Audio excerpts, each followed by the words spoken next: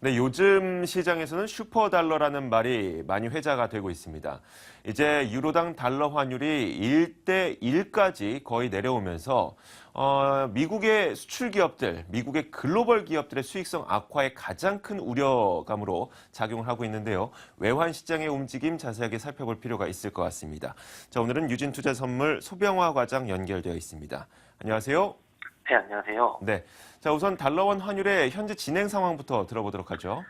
네, 금일 외환시장 유로화 폭락과 뉴욕 증시 하락 영향, 그리고 국내 기준금리 인하 기대 등으로 인하여 여기에 시장에서 상승한 영향으로 오늘 외환시장도 2원 40조 늘은 1,125원에 상승 출발하였습니다.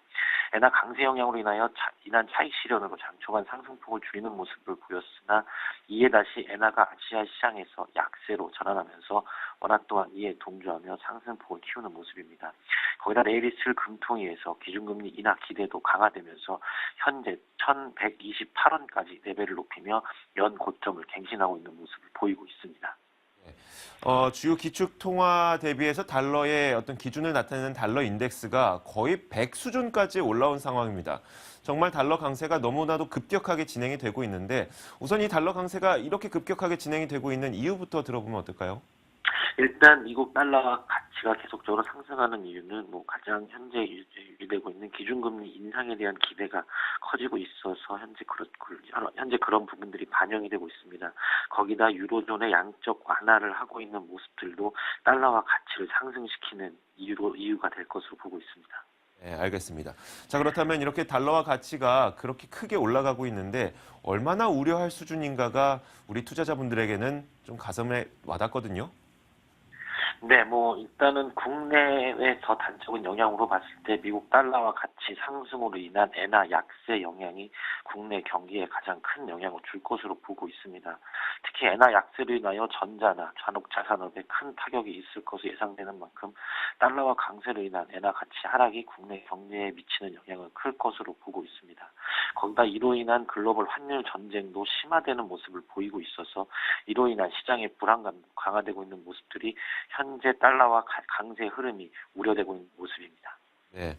얼마 전에 그 미국 옐런 총재가 이제는 FOMC 의사록에서 인내심이라는 단어를 없애겠다라고 얘기를 하면서 기준금리가 언제쯤 인상될 것인지에 대해서 불확실성이 조금 더 커진 것 같기도 합니다.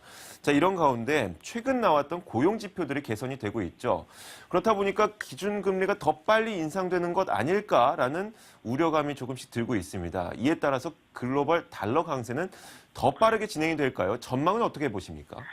네, 일단 말씀하신 것처럼 FOMC에서 인내심이라는 단어가 빠질 것으로 예상을 하고 있는 가운데 어느 정도 달러의 폭등 가능성은 좀 이제 상승폭은 좀 줄어들 것으로 좀 보고 있습니다. 최근 고용지표 호조로 인하여서 달러화가 급등세를 보이고 있고 기준금리 인상에 대한 기대로 인해 달러화 가치는 어느 정도 시장에 반영되었다는 측면도 나오고 있습니다.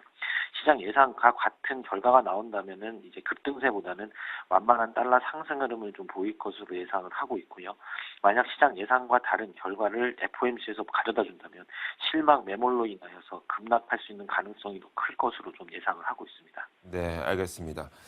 달러 강세가 계속 진행이 되고 있지만 달러 강세로 인해서 기준금리 인상이 빨라지지만 않는다면 우리 원화는 상대적으로 약세로 가지 않습니까? 그렇게 된다면 우리나라 수출 기업들에게는 일시적으로 좋은 영향도 수익성 개선의 영향도 줄 수가 있을 것 같은데 달러 강세가 우리나라에는 어떤 영향을 미치게 될까요? 일단 달러 강세 저희 나라의 영향은 좋은 쪽으로는 많이 보고 있는 상황이긴 하나 어느 정도 급등으로 인하여서는 이제 중소기업들 같은 경우는 많이 좀 어려움을 좀 겪고 있는 것으로 좀 보고 있습니다.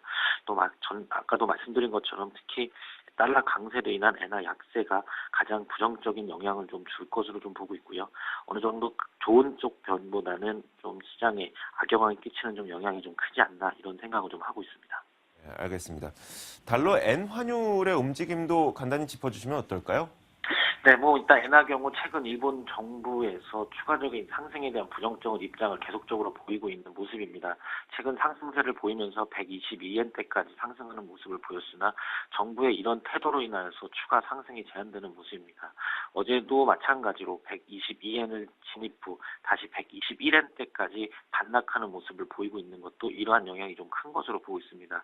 거기다 미국 기준금리 인상 전망으로 미국 증시가 약세를 보이고 있는 것도 안전자산인 엔화의 추가 상승에 좀 영향을 줄 것으로 보고 있습니다. 따라서 한동안에는 121엔대에서 좀 머물지 않을까 이런 예상을 좀 하고 있습니다. 알겠습니다. 자, 이번 주 외환 시장에서 주목할 만한 변수가 있을 것 같습니다. 몇 가지 짚어주시고 오늘 마무리를 짓도록 하죠.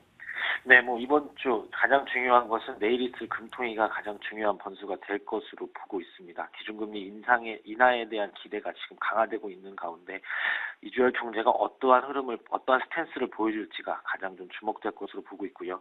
또한 12일 밤에 발표되는 미국 소매 판매, 또한 13일에 발표되는 미국 물가 지수가 주목해야 될 좀 변수로 좀 보고 있습니다. 일단 이번 주 계속적인 상승세는 좀 더 이어나갈 것으로 좀 보고 있고요. 급등보다는 좀 완만한 상승세를 좀 보이지 않을까 조심스럽게 예상을 하고 있습니다. 네, 알겠습니다. 유진투자선물 소병화 과장과 함께 이야기 나눠봤습니다. 오늘 말씀 고맙습니다. 네, 감사합니다.